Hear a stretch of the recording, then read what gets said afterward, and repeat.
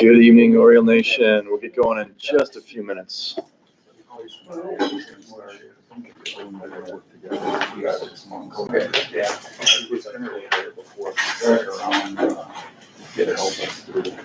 Sure.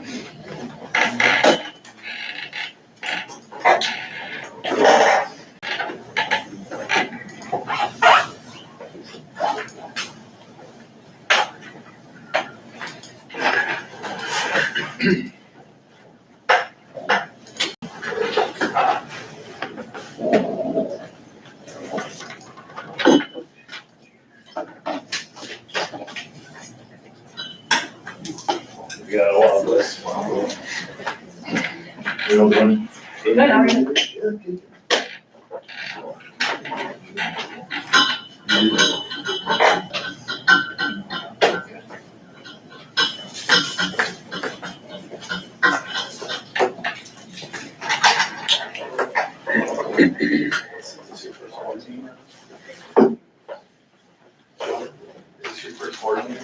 Yeah, I was to the one for early years. Next for the regular. Yeah. One of them.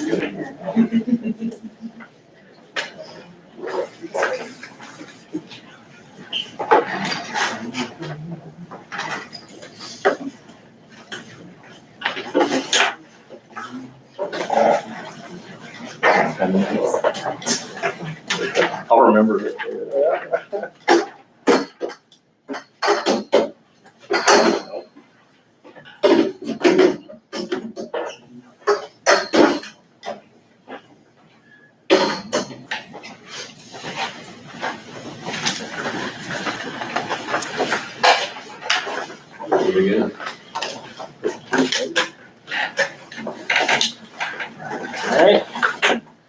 All right, we'll come back from recess now. We'll start back into open session. So our first item is board mission statement agreements.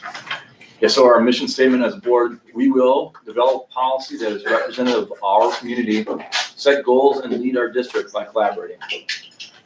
And our beliefs are stand up and own it, which is really that individual belief of how might we, when we respond to the various events that are in our world, do the best we possibly can to have the best outcome for others.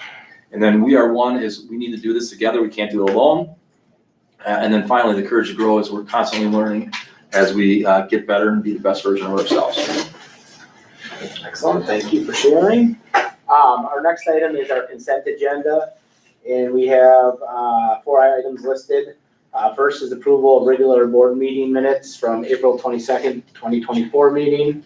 The second item is approval of special board meeting minutes from April 29th, 2024. Third is the approval of special board meeting minutes from May 6th, 2024. And the final item is our treasurer's report, all 4 of those which we are in our board packet. So just looking for a motion. I'll make a motion to approve the consent agenda. Thank you. I'll second. All right, roll. Huck, Yes. Yeager, yes. Humphrey, Yes. I'm sorry, Matthew, Yes. Cameron. Yes. All right, our next item is board members share a moment of pride. So this is the time where, as board members, if you'd like, we can share a moment of pride that we showcase during our session this time. So, wanna go first, Terry? Sure, a few weeks ago, I was able to attend the jazz band chili supper, and not only did they have great food there, but got to watch the performances of the middle school jazz band and also the high school jazz band. They did a great job in front of a fairly large audience, so just wanted to shout out to them. Awesome. I'll go second. I got 3.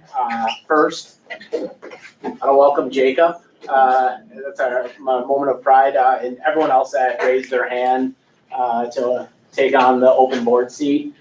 Jacob, welcome to the team. This is Jacob's first meeting, so just really excited for you joining the group here on the school board. So Great. thank you. Appreciate that.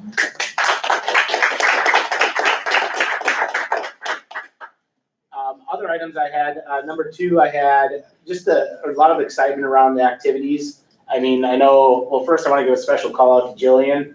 our activities director, who's usually here, she's of course not here tonight, right, on this one, but does, every time I'm at an event, she's there supporting the groups, and whether it's the concerts, the spring band concert, you know, the middle school items, sporting events, the high school sporting events.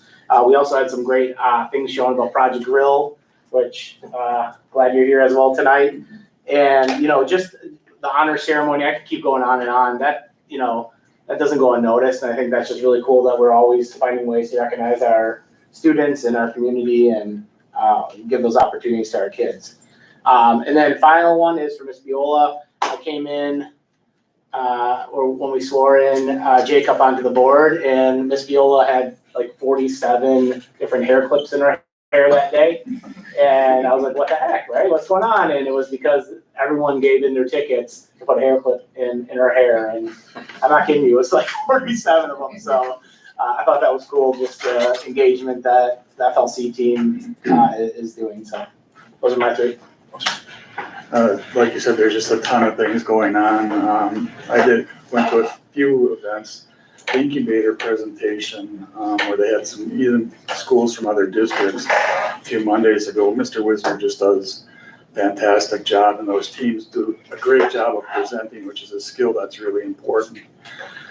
Steve and I were at the 8th grade chips and salsa contest, and we're judges at that. And again, Ms. Fox and Mr. Wisner did a great job for that.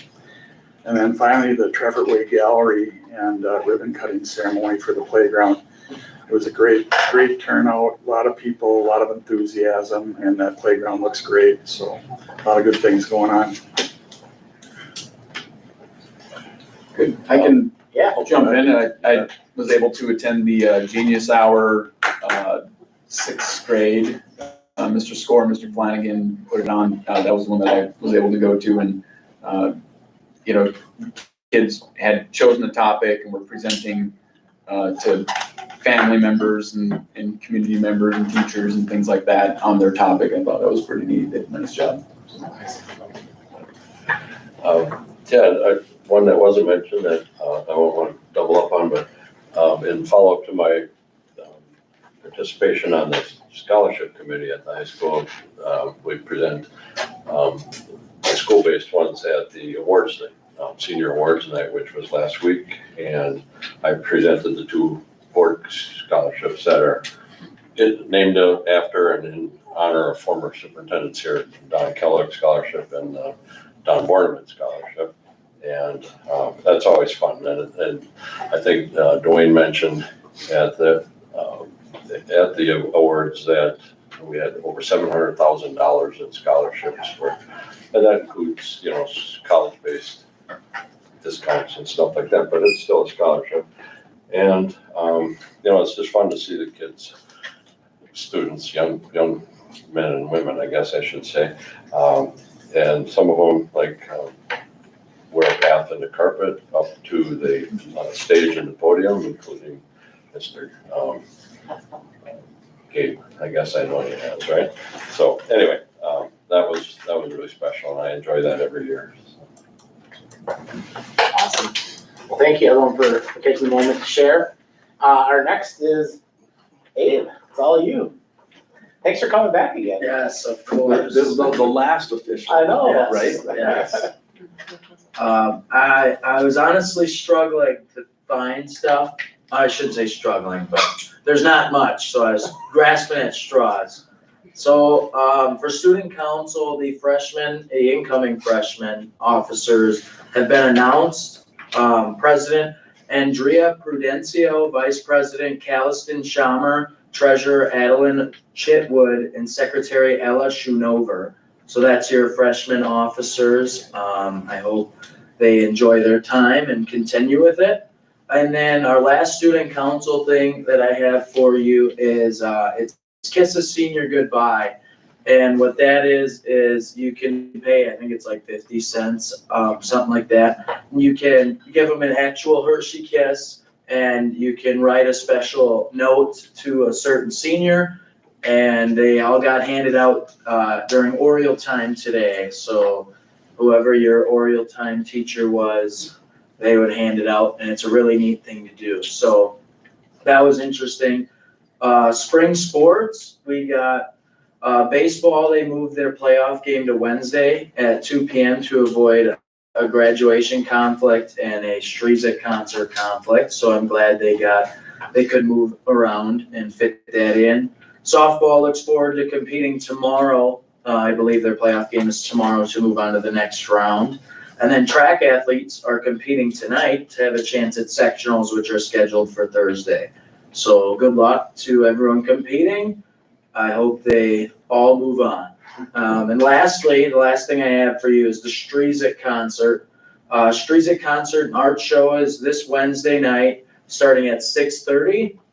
Please consider coming to watch every single musical group that the high school has to offer. And please, if you come, enjoy looking at the art that students have created here. That's all I have for you. When's the big event this week? Thursday at 6:30. Okay. That's right. Yeah. That's great. And how many Hershey Kisses did you receive today?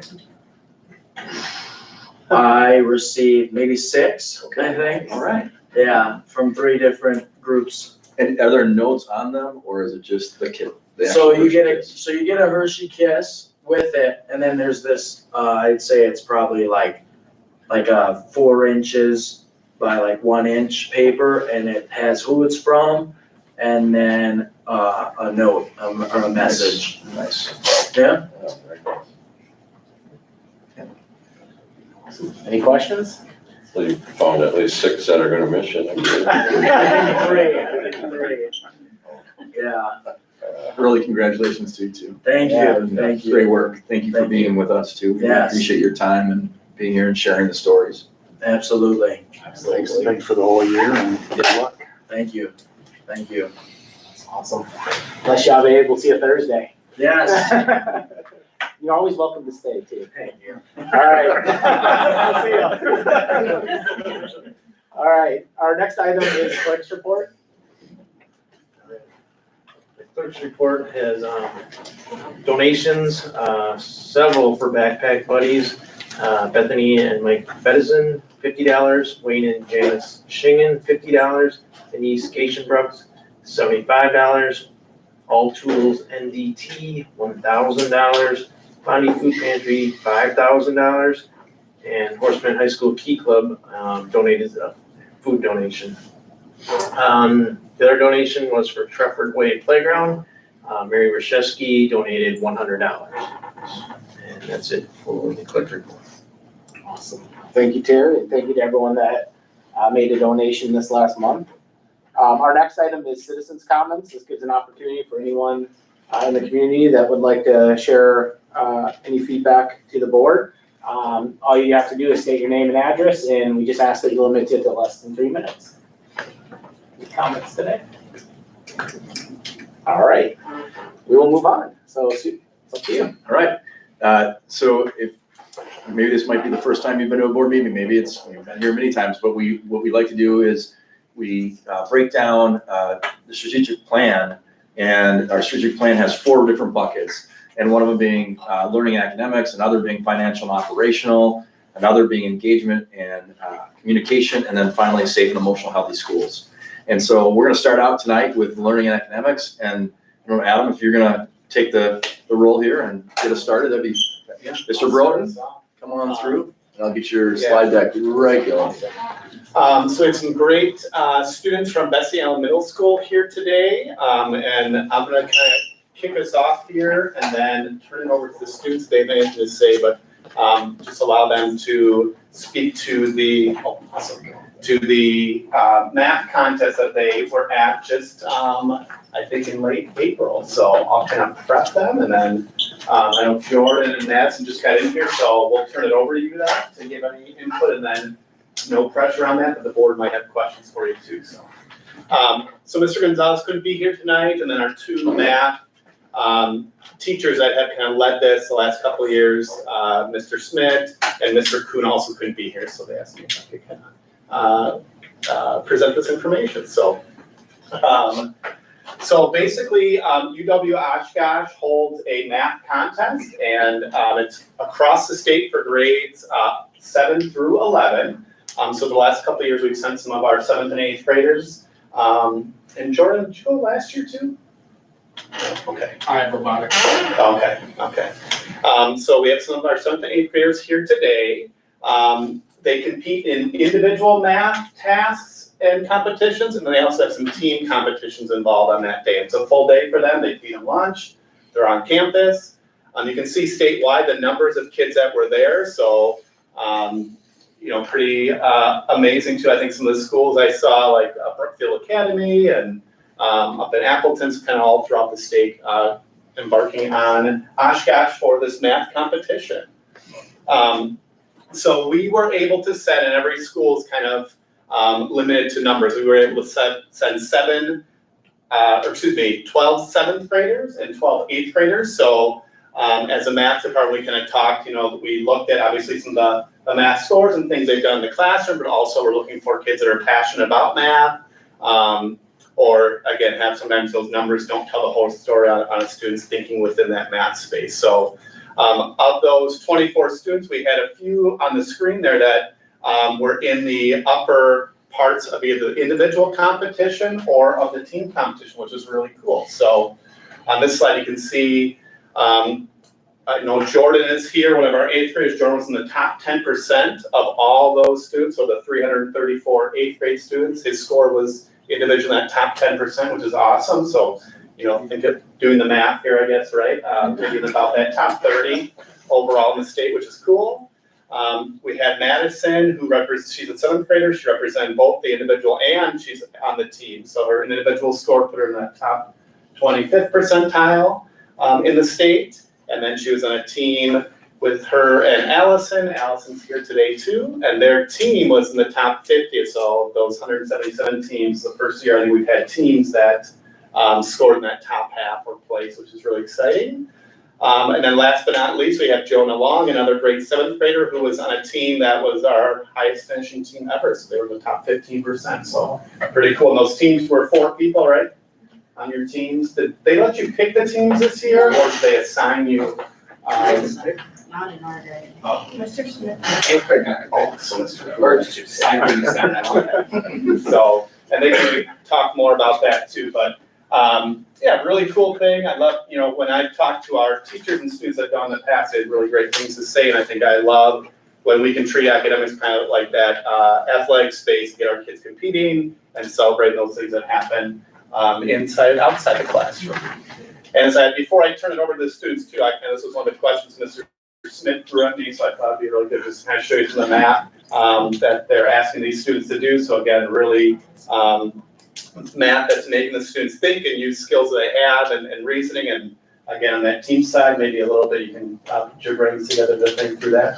I've looked at that question maybe about 6 or 7 times and I've given up every single time, but I'm going to keep my math focus going and try to tackle that at some point.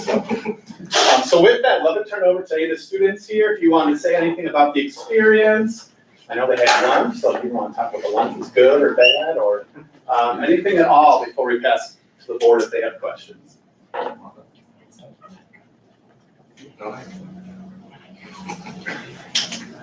Or parents too, if you heard something at home that they said that you're like, it was a great opportunity and overall a fun experience. Did it seem like a lot of people there? I know, again, with the numbers. There's quite a few people there. The whole room was like packed full of people, but Bessie Allen got the outside of the room, close to the doors, so we're pretty lucky. So what does that mean, when you say you're lucky, what does that mean if you're on the outside of the room? Easier to get in and out. Yeah, Oh, okay. to remember the first one out. I thought there's some strategy in math. Math is easier over there. Yeah, exactly. Jordan, were you gonna say something, or were you gonna say something? So were there different sections throughout the day, different kinds of tests, or? Just individual and then a team after where it's 30 minutes later. And then we ate and then we move around. How long was the individual test? How long did they give you? 45 minutes for each test. 45? Yeah. And the same with the team, you said? 45 as well? Yeah, 45 minutes for both, and then we had like a 10-minute intermission in between that. It was only 10. Talk about the team functionality, like what does that look like and how does that go? And how many problems do you have? Are you able to sit, able to talk to each other the whole time, or is there Yeah. limits and all other stuff? So I'm curious. So for the team one, Yeah. it was, most of the time my team was yelling at each other. It was you can talk throughout the entire thing, you're all going on the same paper. It was like 10 different main questions and then like 8 questions inside of each question that were based on the main question, right? Yeah. Yeah. It was kind of difficult too. My team only did like 3 of the ones inside of. It sounds like math to get the math straight. Yeah. Did you all have to agree on an answer? Kind of, but it just decide what was written down at the end. Cause they had an answer sheet, it was like one of those, was that the Scantron, the answer sheet for those, or no? Yeah, there's So like Scantron for individual, I think, and then Yeah, just a normal paper for the other one, right? just a normal one. Yeah, so for individual, they did a Scantron test. Team test, it was like, they just had they had a sheet, and then you just write down your answers corresponding to the question. So did you find that the time was a difficult factor to get everything complete? I mean, it wasn't enough to complete all of it because it was like you got 3 points for a correct answer, 1 point for a blank answer, and 0 for an incorrect answer. So you would guess. So a lot of like on the individual one, there was 20 questions, and not a lot of people answered more than 10 questions. I'm 17. Madison and Ellison, what kind of tools, were you guys both on teams as well? Okay, did you get like a dry erase board, was there just paper, or you just keep drawing? Like a paper, and then you'd have like a blank sheet if you wanted to like work out your own stuff. And you were on the same, how did your team operate? Was there yelling like that Jordan's team? Yes. Oh, okay. Not to say any names, but 2 other people on our team were talking about boys the whole time. During the 45 minutes? Okay. There's some strategy to that, you know? We just forget most of them. Size not the competition. Well, cool, awesome, yeah, really, again, an opportunity we started last year and continue this year, hoping to get some of our high schoolers involved too, and just see that grow, so yeah, it's cool that we've had some teachers too take that on and take that heavy lift, and I think did Mr. Smith even drive the bus there? Yeah. So he's driving the bus and then coaching as well, so. So they could technically go their 9th grade, 10th, 11th, through that. Is there a team at the high school level yet? We haven't sent a high school team yet, Okay. so hopeful next year, so Jordan can continue, he's already in, so now Nice. I'll put that pressure on the high school now, hey, Jordan's gotta defend his top 10, and I think they have awards at the end for, I think top 3 was where like the official awards came in. They had awards, but we didn't stay for it. Yeah. I think it We wanna was get back for to school. schools, like per school and not per individual. Yeah. So that'd be the ultimate goal, getting that team or individual podium, right? So whoever had the most high ranking people in their school probably, I think, got the awards. So cool. Congratulations.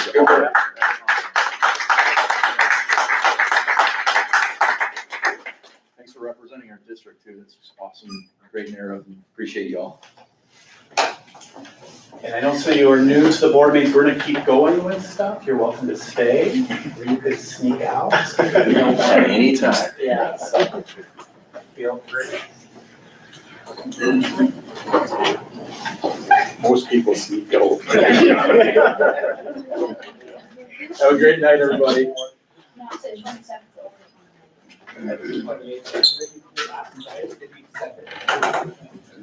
Josh, thanks for all your work with Project Grill too. Just want to do a shout out with his team and the kids. I got to get out to Festival of Foods last week, and just awesome experience for those kids, and creating that moment and that learning and piecing it all together. We talked about that a little bit before, so I appreciate you and thank you for your work. The kids had a great time. They were quite proud of the progress that they made throughout the year on it. I had I brought my parents actually went to it, and one of the kids went up to my mom and was just like bragging about it and talking all about it and everything else. And it was nice to see them interacting with the community members and talking about, you know, the progress they made throughout the year and the different things that they've learned on the, you know, throughout the year on it. So it was a first year, it was quite the experience for me too. So it was nice to see, so. And next year we're Wrapping up year one officially. This Yeah, is, yeah. congratulations on that too. So, and next year, we're gonna be aiming a little bit higher. There we go. Thanks. Thank you. All right, and a few other quick things in that teaching and learning space, they kind of play off each other a little bit and keep things brief, and then, you know, there's opportunities, again, if you'd ask questions or if you wanted to learn more, you probably know where to find me. So something that came out publicly about a month or so ago were the federal school reports. So just a reminder for us, and maybe new for Jacob, but we have state report cards, which the state sends out to us. And those are ones where every school in the state could be a 5-star school. So it doesn't rank schools or have quote unquote winners or losers. It's, you know, it's designed where, hey, everyone get to be 5 stars and have a 100 rating. The federal reports, they come out for each state. A little bit different. They're looking to identify schools that aren't meeting the mark academically or with attendance or with some of the other factors we'll talk about.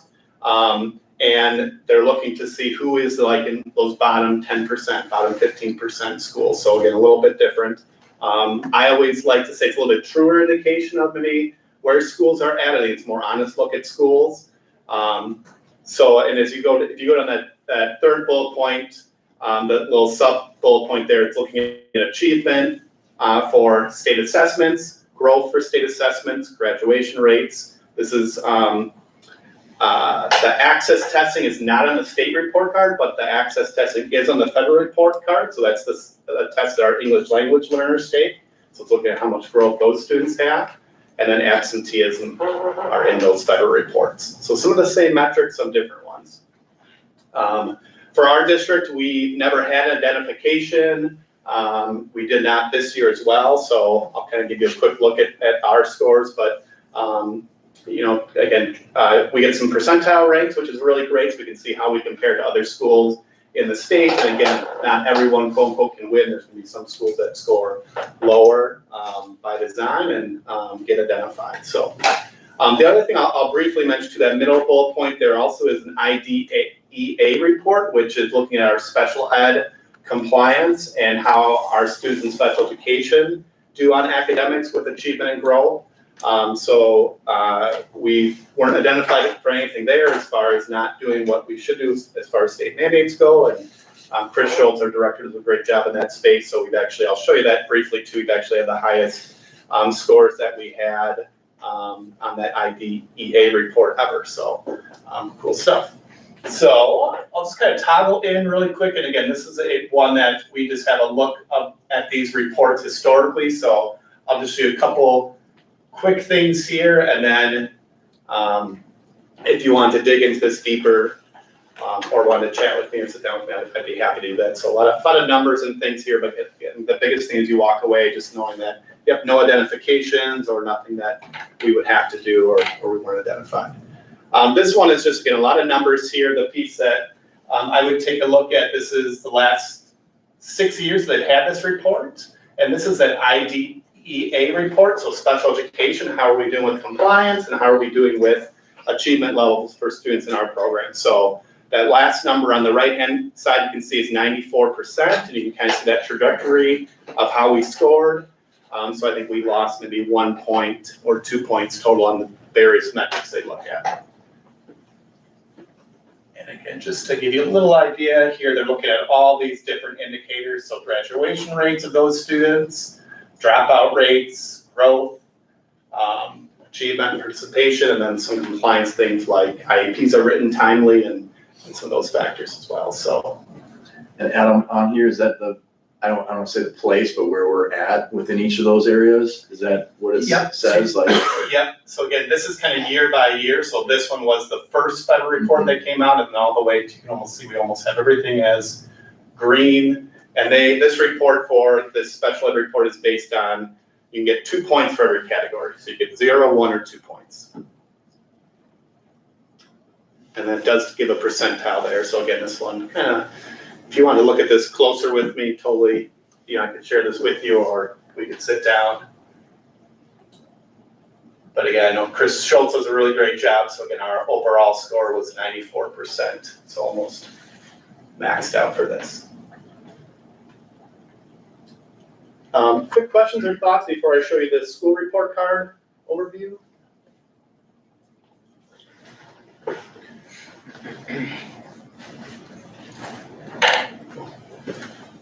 I mean, maybe, is that just expected? I mean, did we feel that? Yeah, right. No, I would say again, I would say not every school has that score. No, So- but for us, like, did we feel pretty good about the scores that we hit? For sure, yeah. Okay. Especially on this, in the special ed report or IDA report, I know Chris Schultz was really happy to look at that, and again, seeing those numbers trending up the last probably 4 years. And she uses this report too to help guide some of that compliance pieces, and then obviously student learning too for our students in special education. So yeah, basically as we creep close to a perfect score, yeah, we feel pretty good about that. So yeah. That's good work. Do they give you, like what's the average, what's the national average or state averages or anything? Is that- Yeah, and it's a federal report. They will look at just like our Wisconsin score. So on this, there isn't really a percentile or anything like that, but I would say this is probably above average if I would start to pull. You can look at these all publicly online if I pulled everyone. And I'll just note too, the only place we lost points, which sometimes just happens because it happens, are these 2 yellows. So we lost them for state testing participation, which is sometimes out of our control. If a parent decides to opt out a student, then that's can be out of our control at times. So the one I'm pretty excited about that we've started to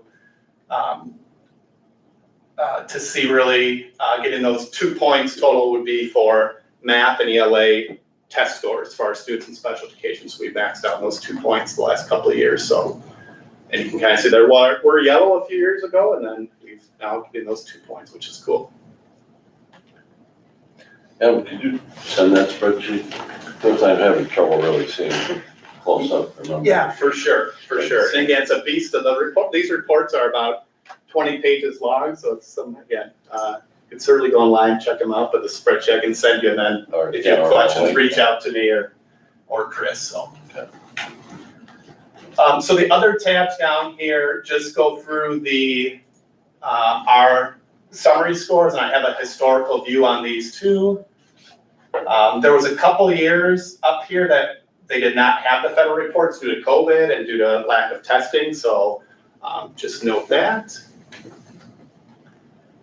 And then, and I'll make this a little bigger here. So on this one, so it's, we won't get the 23-24 report until next year. So this is again looking at last year's data, but those are our overall scores, which aren't percentiles, but are overall scores for each building based on the metrics that I'll show you. And I kind of look for, what I look for here is trends, right? Is that overall number going up? It's a number out of 100. And there is that note there too, last year with, again, COVID and state testing, the metrics from those first 3 years, things kind of changed a little bit because we just didn't have multiple years worth of data. So I think it's a little bit tough to compare those first 3 years to those last 2 just because the calculations were a little bit different. And when did this get published? This was, I think, April. This came out, yep. So if you would search DPI federal reports, you'd be able to see those online. Okay. So you're saying that they changed the calculations from 2018 to 2021? Yeah, because we're still playing catch up a little bit. Yeah, these are based on multiple years worth of data, all the same data points for multiple years, whereas everything kind of changed here where, okay, we didn't have state assessments for a year, or in some cases 2, so then that, I just like to kind of note that on my document that, okay, so there was some missing data there, so probably not this year, but the next year, we'll be kind of back to those numbers from the beginning.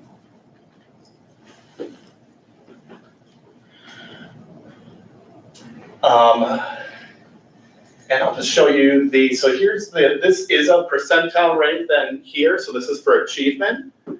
So this is looking at how our schools are doing on achievement for math and ELA together. So again, you can see the latest score, and you can see previous scores. One thing to note with our federal report cards, they have two groupings for these with the percentile. They have schools that graduate students, so high schools are in a category, or a K-12 school that graduates students would be in that group. And then schools like FLC, Bessie Allen, Treffer Way are in that same grouping because they don't graduate students. So when you look at those percentiles, you can kind of see where, again, they rank compared to each other. What is, Adam, is there an average, again, either state or national? Yeah, for so those this areas? is, this is a percentile right here, so 50 would be average. In our state, so just in Wisconsin. Any thoughts on why FLC is so much higher than everybody else? Yeah, I think some of the things that we've done, our math numbers, we've seen those. And again, we'll see growth in a second, which looks a bit different. Our math achievement numbers have gone up significantly the last couple of years, so that metric doesn't surprise me. And hopefully, again, with some of the things and we'll talk about this a little bit later too, some of the things that are taking place K-5, hopefully then we'll see those numbers. We're seeing some of that impact, but not enough to probably make these numbers move. Yep. But we're kind of, again, have been starting things down at those levels and working our way up. Bridges math, where everyone is using that same exact thing, and all the teachers are using it with fidelity all across. There's got to be some correlation to that work to the success and the achievement of those individuals. I mean, that's one factor, Adam. I mean, I don't think I'm often saying that. And we're just starting to get back some of our state assessment data from this year too, so, we've seen some nice things, though they're embargoed, so aren't public yet, but, we've seen some nice trends too in those 6. Yeah, I wonder too, could there be an impact from like the COVID time period for those people that are in high school right now, and does that somehow translate into lower scores, where on the other side, these 44s are going to become middle schoolers, and so you should see that. And that's, ideally, again, kind of that progression is, hey, we're gonna start things K-5, not that we're not doing things in the other grades, but then we see that trickle up in the skills they maybe were missing that we're trying to fill in, now they have those, so that number at friendship stays high, and then we see that start to get higher. Right. Do you have it where it breaks it all by grade too, or no? They don't give us that in these reports, no. I mean, we can pull that with our internal pieces as far as, hey, how are each grade's doing, that helps drive some of our decision-making or actions that we take internally. And again, this is all state assessment data, so, I always say, hey, one data point, sometimes a kid just has a bad moment, right, on an assessment. The one thing I didn't mention for Horace Mann is they only look at ACT for the federal report. So they're not gonna have a growth score, it's just 11th graders ACT. So they don't bring in the 9th and 10th grade assessment, which they do for the state report card. So, pretty high stakes. They got that timed ACT test, which is probably one of the toughest tests our students will take, so. But as we keep going through and look at growth,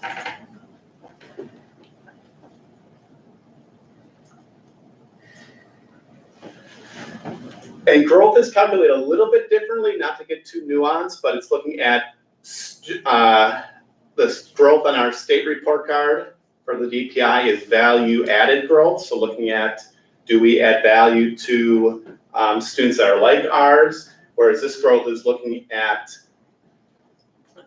student growth percentile. So it's looking at where a student was in our state and where they went to and then we get points based on that, and it ends up pushing out a percentile. So obviously percentiles in the 80s and 60s are pretty good when it comes to, again, growth on that state assessment. And again, there's NA for high school because they're only looking at that ACT score for our 11th graders.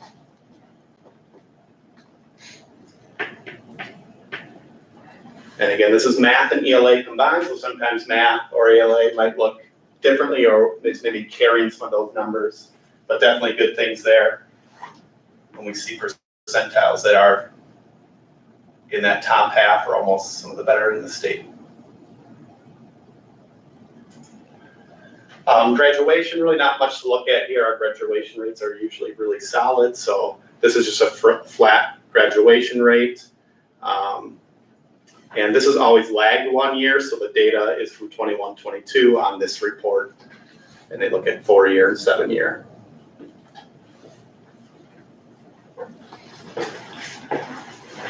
This is that newer piece that isn't on the state report. So this is that access score for our English language learners.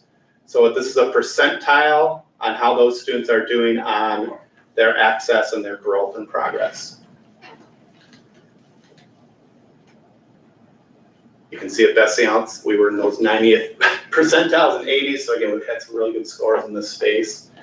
Sometimes, a little bit this data can be skewed if we get a student that's a newcomer, never been in our country before, and then it's a little bit tougher to show growth. So if you go pocket or a school that has a lot of students like that in a year, which happens, that can sometimes skew that data or make it look a little bit different as far as that growth goes. This is growth though, or is this achievement? What is growth in the access? So they're from 1 year to from one? So if they go up from 1 to 2 or 2 to 3 or yeah, and that scoring is a little bit different than other assessments, but they can have a 1 through 7 scoring that they get. So.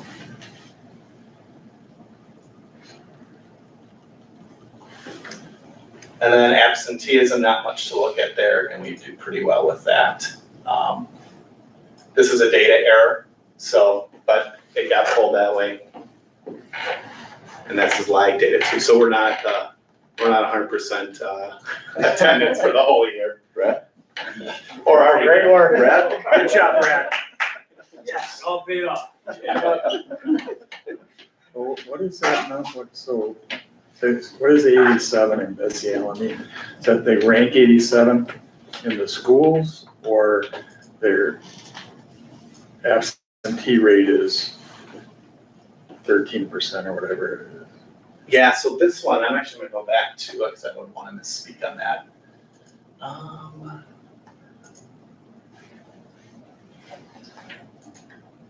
Oops.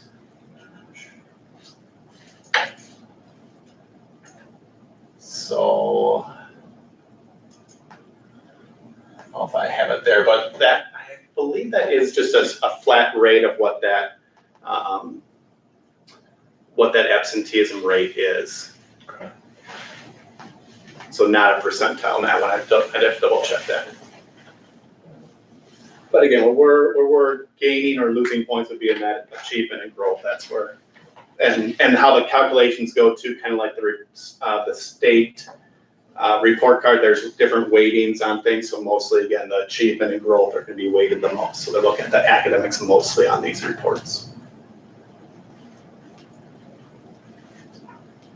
Adam, do all states take the ACT or do they take SAT? How does that cross comparison with federal? I mean, it just seems weird. If they're not all taking the ACT, that's apples to oranges if you're counting on the assessment, right? It's a federal report, so the metrics or the assessment that state uses, I don't know what they use, but for us, we use ACT, so the state does have an ability to say, hey, on the federal report, here's what we want you to, or here's the assessments we have that you can judge us on. They try to make it relative, apparently. Yeah, so every state, again, for their federal report has something they're looking at for high school. I don't know necessarily what that would be. ACT probably in most cases, but. Do you have the average score for our students for ACT testing? For this year, I do. It's just I can't say that yet. So, but we'll talk about ACT in a little bit later too. Just give you a little updates and things we did. But yeah, I think we felt good about things. How long is that embargo till? Usually comes out when that DPI report card comes out, so in the fall. That data will all come out.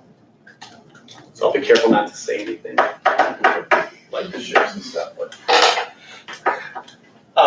So again, I think with those reports, again, just, it's another thing for us to look at, and either, I think, again, there's things on there that, that we know that, hey, we focus on achievement, and we know we get really good growth, and some of that too, again, the data would say when you have students that live in poverty, or students that are coming from other countries, or speak English as a second language, it can be tougher to have those achievement scores, but we don't believe that, and we don't let that be a limitation to us. We want to be the highest scoring district on academics in all of our schools in the state. So yeah, we have some different things, maybe quote unquote counted against us, not like Whitefish Bay or Nicolay has, so, but we believe in our students, and we know there's nothing wrong with them, and that's what we continuously work to get better. So, did I understand it right, where we can go, there's one of these ESSA reports for each district? Yep, there's only reports at the federal level are for schools, so the district doesn't get a report, but Okay. every district has them for their schools. Each school, so I can go out there and find Yep. a report for each school? Yep. Online. Okay. Yep.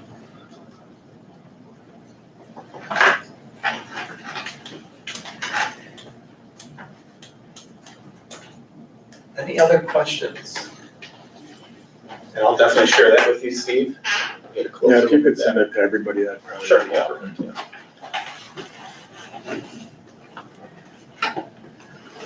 All right, and then a couple other things that kind of tie into, I guess, kind of that, hey, how do we impact things like state assessments and some of those reports? But, I came to you, I put February on here. I came to you last in February, I guess, not May, but just talked about some of the things that we've been working on. Guiding us this year has been that question, what do we expect students to learn? Trying to get really clear on that for all of our buildings, all of our grade levels, all of our content areas. So I wanted to just talk to you today about something called a scope and sequence, to show you some of the work that our teachers have done with that.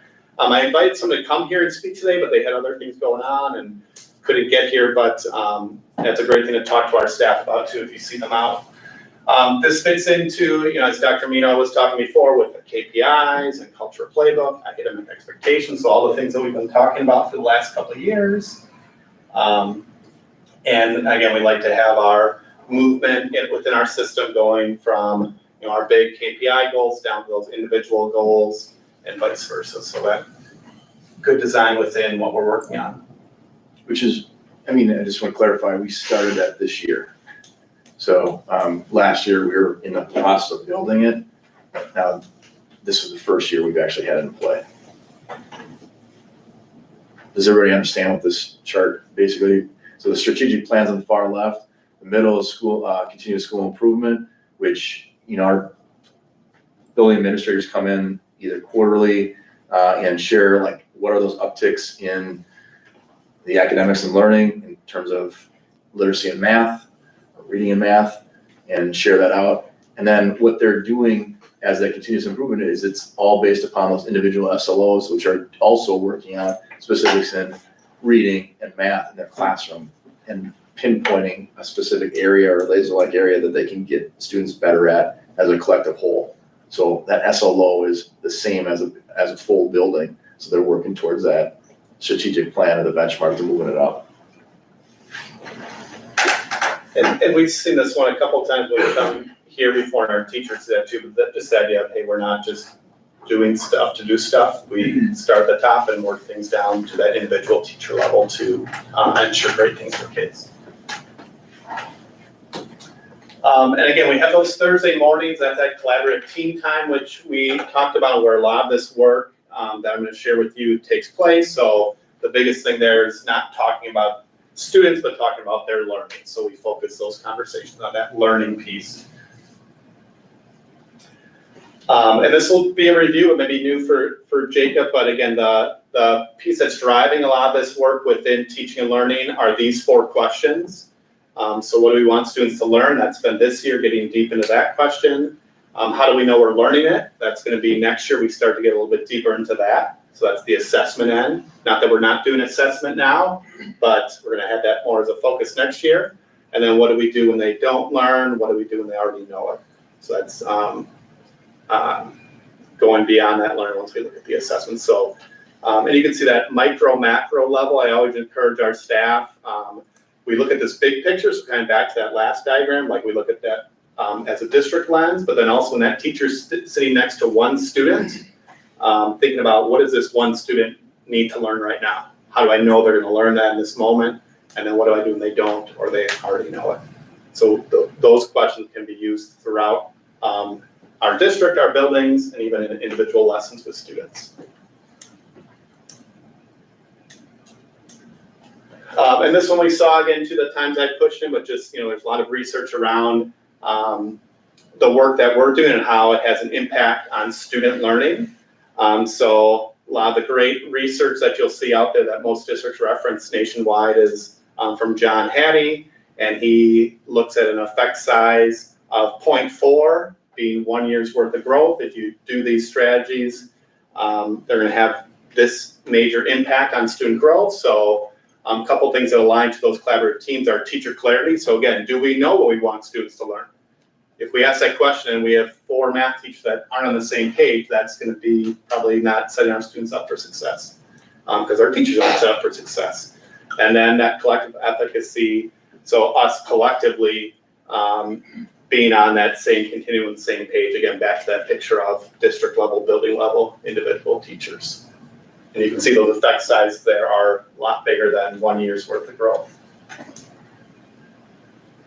So with all that said too, as we break down these questions more, these are some of the work within question 1. So what do we want students to learn? Well, we talked about earlier this year how we prioritize standards. We look at our academic standards and say, hey, which ones are most important?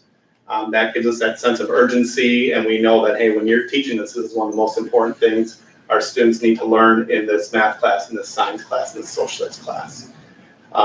That translates to the work we did with learning targets, so making that learning visible. We shared those with you last time on, hey, these will be up on the board, and the learning target is what we're learning for that day, but it's tied to that important standard.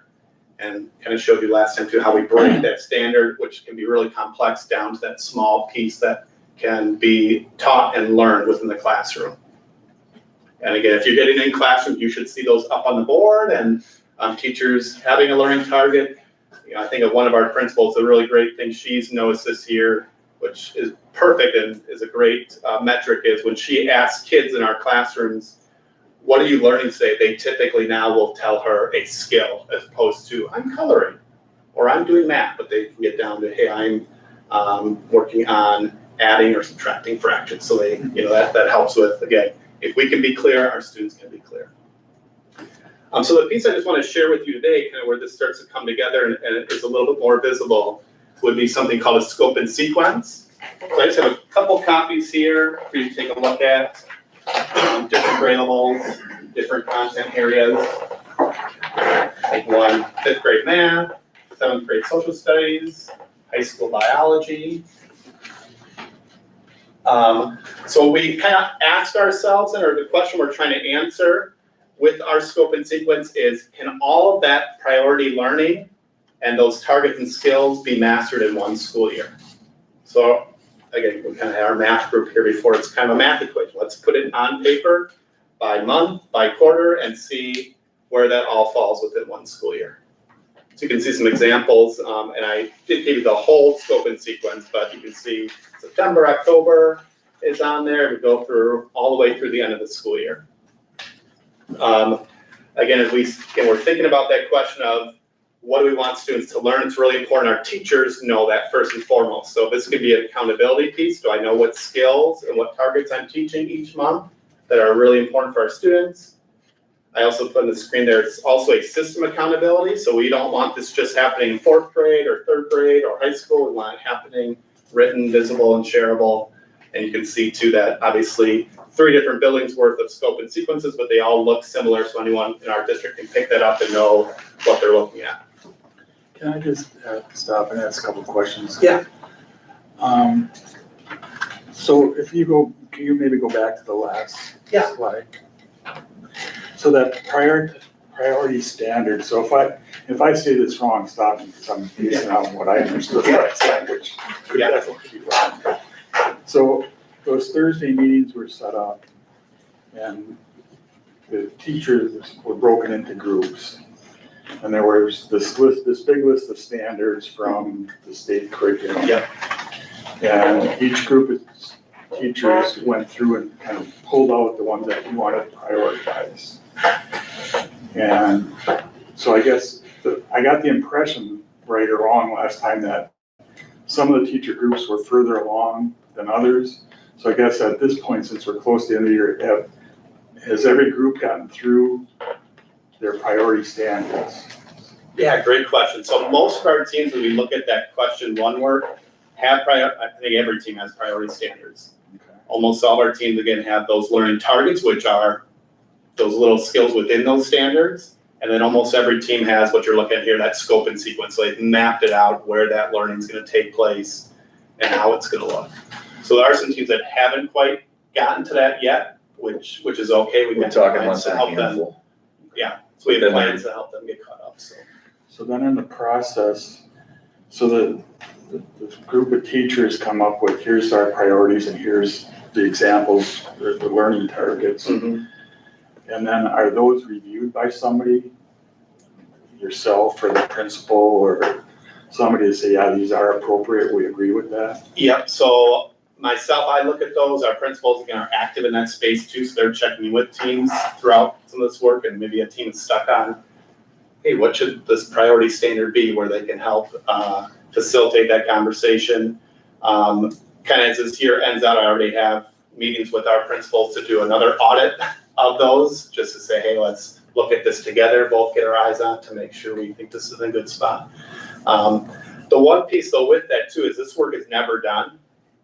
When we start next year, one of our first collaborative team times is going to be, hey, review your priority standards, review your scope and sequence, your proficiency scales and learning targets. Are those still what the plan is for this year? And some teams, again, as student learning drives all this, so if students aren't learning, we go back and we say, what was it? Do we have the wrong priority standards? Do we have the wrong scope and sequence and timing within that? So then we can start to be kind of like the doctors in that sense and figure out what is it. Could it be the assessments? Could it be that instructional delivery? So this work, again, within any district that students never over, these are always in draft because we can make anything look nice and show it to you, but it's all about our students learning. So that's what drives if we make changes or not. Rick, the other thing too is that every single individual should have them somewhere in their classroom so when administrators come in to evaluate, they can look and, write it down or whatnot and have that conversation or dialogue with that individual teacher. So it's, going from the collaborative team to the individual. So if the individual's not getting it, the team is there, then it's a great time to support or teach or whatever that way, or vice versa, where that person's crushing it. We've got some really good stuff here. How might they be models for other people as well? So that continued, like when they walk in, they're looking for, what does that look like? Is there a standard on the board? Those kind of, it's almost like a non-negotiable that has to be in that place. So what's kind of, this is kind of a soft question or hard question, but what's the general level of acceptance by the teachers to this process? Is it, here we go again with another new thing, or is it, this makes sense and they're really buying in? Yeah, I think the one thing I'll say, I don't know if it's like if people on their weekends would do this work, because this is not super exciting always. Some teachers are, right? They want to get in with standards and they are living that, but others, they understand why it's important, why we would need to have that, but maybe again, they're not always thrilled to do it. But again, that's going back to what Dr. Mino said in that kind of collective commitment piece, that, hey, if we are clear on that collectively, it's going to be really good for our students. So again, trying to send that message and making sure, if we do need to lean into a team or a teacher, it's not really about that teacher, it's about our students, and then it's about our students collectively as a whole. So, and just go ahead. I was going to add on to what, do you have a question too? Mine can wait, go ahead, Okay. because of my answer. I think there's a point too with this initial part of process where sometimes they can't see a connect to the other components, like to the assessment or the activities that they're doing in their classroom yet. But that's why year two is so much more important, where we start okay, what makes a good assessment? Well, how do you know that they learn? That's gonna drive, and they're gonna have to like rest back on those learning targets even more so than ever in the standards as well. Because if it's not aligned, or that activity is not aligned to that learning target or standard, then why are you using it in that classroom? Right? So, and until they physically get into the development of some of those things, or checking what they currently have, whether or not that actually fits, I think for some people, there's less, okay, I gotta work on my stuff that goes on in my classroom right now. I'll put a learning target up, but I'm not to that point where I really have bought in 100% into that full thing. There's others who have just knocked it out of the park saying, okay, yeah, I know I need this because I know that aligns right back to the work that I'm at. But I think you're gonna see more and more people realizing you need to have good learning targets and need to be aligned to standard to have successful assessments and other activities going on in your classroom. Is that fair, Adam, or am I? Totally, yeah, I was gonna say, one of the messaging we use is, hey, let's build habits of this, and then next year for this question one, we wanna work on precision, because they're gonna see, just so what Dr. Meehl said, oh, you know what, this probably isn't right now as I take this next step, I gotta tweak something in question one where it's like, yep, then go do You're that. getting away from the teaching to a test to teaching to a standard. Yes. And I always say we do teach the test, because the standards are on the test, so we teach the standards which are on the test, so if our kids can do those, master those skills, they're gonna be good on any assessment we give them, so. No, yeah, I kind of answered it. My question was year 2, right, is next year. So I'm assuming 1, 2, 3 up there go a little bit quicker, right, now because you have a roadmap. Yep. So that, and you kind of answered like what both of you did, so. Yeah. And really, again, typically, once we kind of get quote unquote through with this, which it's never done again, it's always Right. draft work, it's always based on what students learn, but it's gonna be, hey, at the end of the year, hey, review your scope and sequence, your standards, review your assessments, does this look like the year we're gonna have on paper? Great. Then I always say the kids will come, and then we're gonna adjust when kids come and we see how they learn or don't learn based on what we're doing. So the work is never over, but yeah, getting those foundational pieces in place, and then we go from there. So I gotta give Adam a lot of kudos too, with working with our principals and our leaders, like even developing for next year. I mean, they've got drafts of like, what does that look like in September? What looks like in October? So they're already way ahead, at least from the experiences I've had in other districts. They don't have that roadmap even, generated yet. And it's like in August when they start thinking about it. But the work that Adam and like the rest of the group has, they know that this is the drive, this is the focus. They focus on those questions and then just push forward. Has been really impressive, so. So do you have dates or timelines that you would expect the scope and sequences to be? Yeah. Yeah, I can put that one in here, but basically every question is like a year's worth of work is Okay. what typically happens. So the document that we share with staff have, if I go back to these 4 questions, as that top bullet point is 23-24. That second bullet point is 24-25, which is next year. And then we'll probably tackle those 3rd and 4th ones together, 25-26. And again, really, we're doing all those together too. So it's not like kids didn't learn it, we're not doing that till 25-26. No, we can do a lot, but we're formally doing that and collectively doing some of that more that following year. So again, that 3 to 5 years with this, and then after that's 3 to 5 years of tweaking and getting better at it. So it's the work. Yeah, it's continuously repeat, rinse, recycle. You gotta keep going on it with fidelity. And it's a never ending, infinite game with this. But as people come in who are new, or, just individuals learning like from what their experience has been to greater help those kids within those classrooms. Sure. Yeah. And again, you probably see that scope and sequence. I'll just reference, again, the things that we want teachers to have on there. Just again, that time frame, those targets and skills. So hey, you've already created those. Now you're putting them in when its focus takes place. The standards, that's an accountability check, right? Is it tied to a standard, or something that we as an adult like, which that's not good enough. We want it to be tied to a teaching standard. And then what's that instruction look like? Where are those assessments? Where are those materials we're using? Could be a textbook, could be a video, could be a guest speaker. So, and again, all that changes as we need to change, so. And then, yeah, I kind of had this class, I was just talking to one of our FIAT teachers, and as they were doing their scope and sequence, they're like, oh, I can't fit all this. Like, okay, then reprioritize. narrow it down more. Mhm. So sometimes, again, it's the act of going through the scope and sequence leads to changes with those other parts. So it's, again, for me, it's exciting, like I like it, but again, back to what Rick said, people said, oh, I'll pass on this, they probably would, but the complexity is, we're trying to talk through something really complex in a couple minutes here. It's hard to maybe capture that, but the complexity it takes, that's why it's a 3 to 5 year journey with all this. And then just previewing, and we kind of talked about this, a lot of things go on behind the scenes, and this work has to happen to lead into next year's work, so, and I think, or maybe I didn't put that there. So basically kind of, as we look into next year, we'll have teachers constructing those assessments. Sometimes we have them already constructed from, say, a tool or program we're using, administering those assessments, and then acting. The biggest thing is the actions based on that, right? We can assess kids and get data. It's what we're gonna do when kids have learned it or didn't learn it. So that's some of that work next year you'll hear about, and I'd love to come back and share some of that and how we're doing that formally. Again, super complex, there are a lot there, so any final thoughts? No, I love it.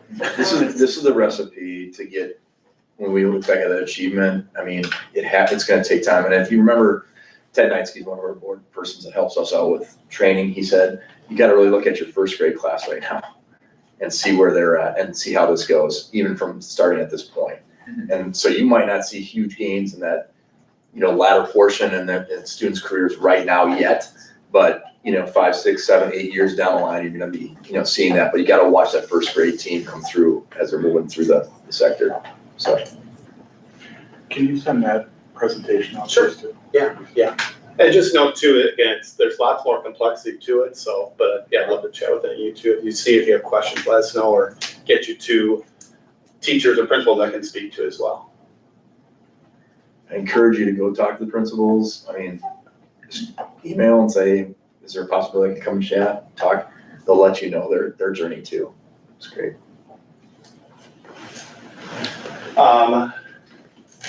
And I might just do this one, Matt, and call the other one, if that's Yeah, okay. that's fine. I know Yep, it's good stuff. I wasn't expecting, I guess, the questions, but it's good stuff. But maybe I'll just kind of talk about some of the things we have with ACT this year. And I'm gonna pass around, we did a partnership with a group called Academic Tutoring. So this is just the guidebook that our students got, and then our teachers all got that too. So I'll let you kind of look through that. It's geared for supporting students on the ACT, and I'll kind of get into how that's done, their philosophy in a second. But I heard about some other districts working with them, and just kind of really liked their approach and felt like it fit into what we were doing. So working with Joanne at the high school, I said, hey, we used to create our own boot camps and things, but so let's partner with someone that has been in this game a little bit longer and see what we can do. And again, back to what Rick said before, all tied to teaching to the test, which there's standards on the ACT. So we are teaching those standards, and any assessment kids would have that are based on our standards. So basically what we did this year, in case you hadn't heard, is in August, we had our staff had a PD. So the owner was the one. He's up from the Chicago area. He came in, was facilitating that. So kind of took us through standards and topics aligned to the ACT, just to give us that foundational piece. And at the high school, like any school, everyone probably has different levels of learning. So we wanted to set our staff up for that. And then in October, we gave all of our students, grades 9 through 11, a practice ACT. And then this company gave us a practice test. They scored it for us, and they broke that down for us by grade level, by student. And I'll show you a little bit more in a second. But so each student got individual results, individual things to work on and practice. So starting in October, that they could work on throughout the year. Our teachers got that same look. Grade level wise and for individual students. So we did some, create some actions based around that at the high school on that data and other data we had. And the one thing I really like too is, again, students, when they got the results back, a lot of the things you'll see in here as far as strategies or standards or skills to work on, they had those within their scoring too. So their score wasn't just, here's your score, it was, here's your score and here's what you could do to get a better score when you could take the real thing in March. So all of our students got that. there's research if kids take a practice ACT, because it's such a nuanced test, they score 3 to 5 points higher just by taking one, because they're like, oh, what is it? So we did simulate that for our 9th and 10th graders too. So we thought, why not? We'll get that experience. So I think for our families, it was really cool to be able to give that resource to them and to our students. And then in March, right before the test, we had the owner came back and he did a student boot camp. So he had we just did that for our 11th graders. He had them in the auditorium, which I'm like, I don't know how this is gonna go. And had a full day with our students. Every student got that book then, so they already had the results with things to work on, things to try. We had our teachers doing things based on some of that data and other data, and then they got this book as well. And he walked them through practice questions and talked about some things I think I have on the next slide too. But it was amazing for me being in that space, just how dialed in our students were. I mean, I think our students are great, but how many of our students want to just dominate. And he was really impressed too. He thought, yeah, and your students are really good. I do this all across the country, and I thought your kids were really dialed in. There was some questions that he gave that kids can open-ended, put responses out. Did we have kids throwing out a funny response here and there? For sure. So we had that, but for the most part, kids were excited and kind of opened their eyes to this. So one of the things they talk about, which I love, is, hey, we want you to get your personal A+ in the ACT. So if you're at a 21, we want to help you get a 25 or a 27, which I love that for our students. And then he also talked about, this is so unique, this test is designed for anyone to take it to fail. If you get a 59%, you get a 21, which is a national average. So basically, if you fail this, you are at the national average. So they're trying to mess you up and trying to get you to get questions wrong. Our kids are really interested by why would they do that? Why would they give us an assessment?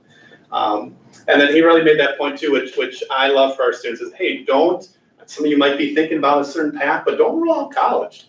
You get 59% right, you're gonna have a lot of colleges wanting you to go there and put out the number of, hey, you're gonna make $2 million more in your lifetime if you go to college opposed to not, which some kids maybe haven't heard that necessarily before or are hearing again. And I'd love to see all of our kids go to colleges because I know what that opportunity can bring for them. So again, kind of mentioned, we got individual results and feedback. We had item analysis at the individual level for ourselves and those students, and then grade level results as well. So some of the outcomes we saw, and we're going to partner with them again next year because of some of these, but it was, again, for our staff, it was really great to have some of that common messaging and understanding when we did some of that in the fall. Again, we had that actionable data.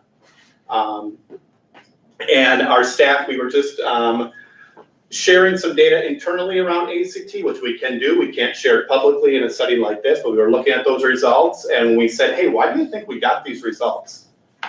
We had probably, 10 or 15 responses. We really felt the practice ACT, the boot camp, some of the things we did with the data really helped us. So our staff felt that made an impact, these moments.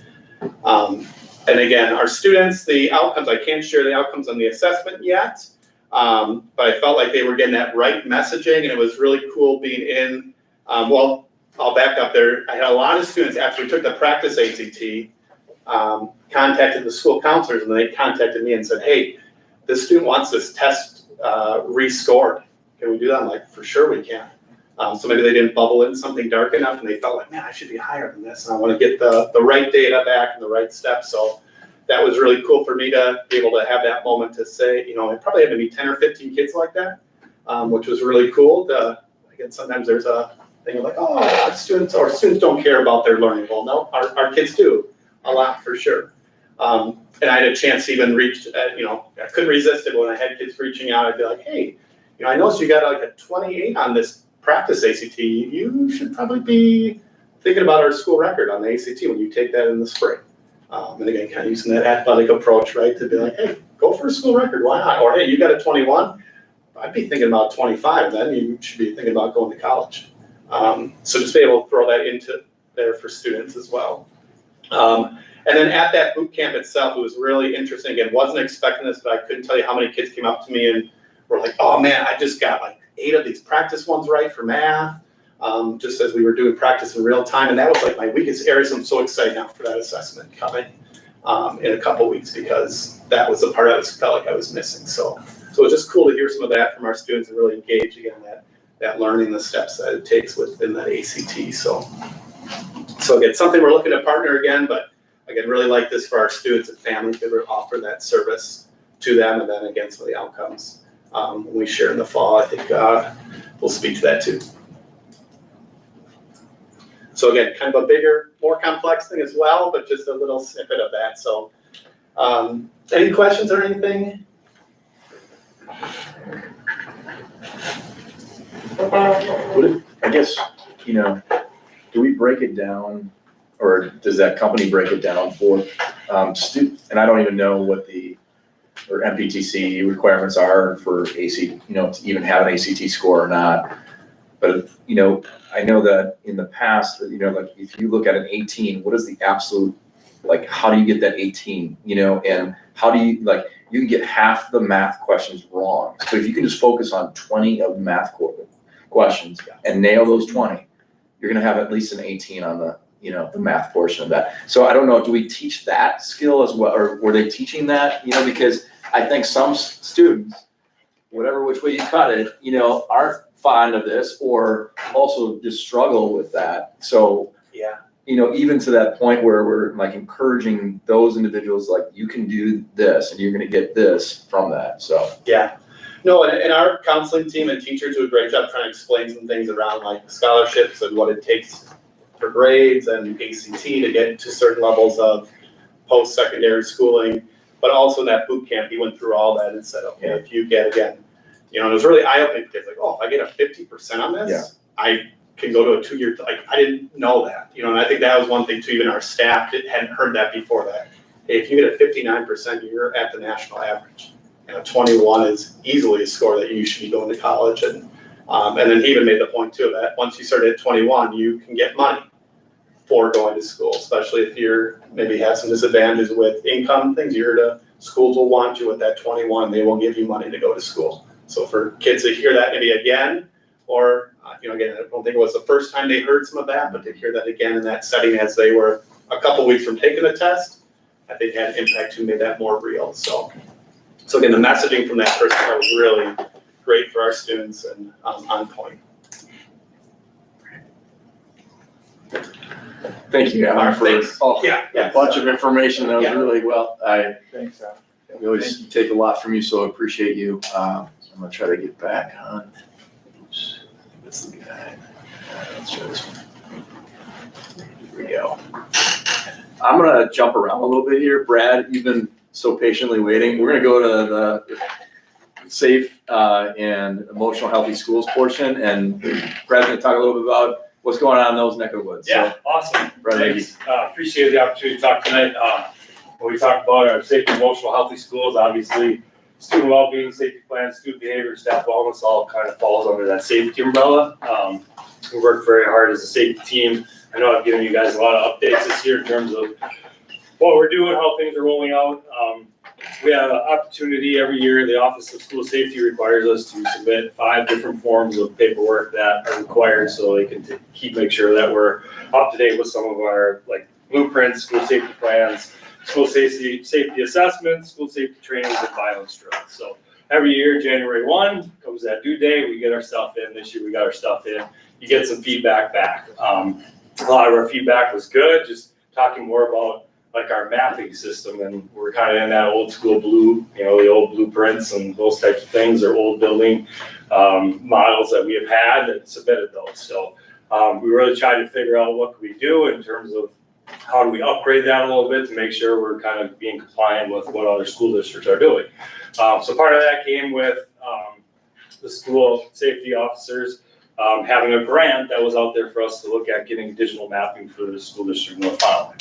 So this spring, we wrote a grant for trying to get digital mapping for the district for our 5 schools, plus our buildings and grounds and the Oriole complex, and we were granted that last week, $35,000 to go ahead with that project. So absolutely huge win for the school district of North Far Rock. It kind of keeps us up to date with what we're trying to do in terms of safety. So really what it is when we talk about digital mapping, it's more or less really narrowing down what we have in our buildings. With all our new buildings and BAMs and our new referendum, which is amazing, we have to get that map though, because now we got some safety stuff we have to talk about in terms of fire, Alice drills, just medical, all different kinds of things that we want to talk about. So these maps, what they'll do is actually I have an example of what it looks like. Gives you a little bit of an idea of like how detailed it can be. It's not the best map, but I just want to give you a visual of like every room will be mapped out in terms of what that room number is, exits, cameras, where are they, AEDs, doors that lock, fire alarms. It gets down pretty much to the nitty-gritty of anything you really want for them to know. So the advantage of this is that now our fire department has access to this, our police department has access to this, our EMS, and anybody else that may come into our district, whether that's state patrol or the county who's not really familiar with our buildings, they'll all have access to this online. So in the event that somebody calls from the teacher lounge, somebody's having a heart attack, typically what they'll do is they'll get on the phone and be like, they'll try to figure out, well, where's the teacher lounge? 80% of the calls from emergency things are on location. And time matters. So like when you have these maps, they're able to get in their cars, pull up these maps, and know exactly where they're headed. That'll save us some really valuable time, and just in the event that we have any medical emergency or any other type of emergency. So super excited about that. This round was 237 schools. I think they gave out 4 million. So we are fortunate to get 35,000. Pretty excited about that. I didn't think we did the building and grounds or the Oriole complex, but they put it on there. So super excited about that. That also maps parking, all different kinds of things in terms of, so they'll be able to help map the event.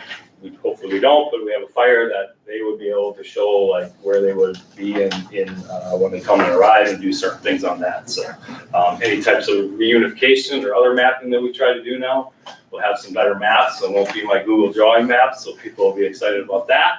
If you saw my traffic flow maps, yeah, those are some dandies.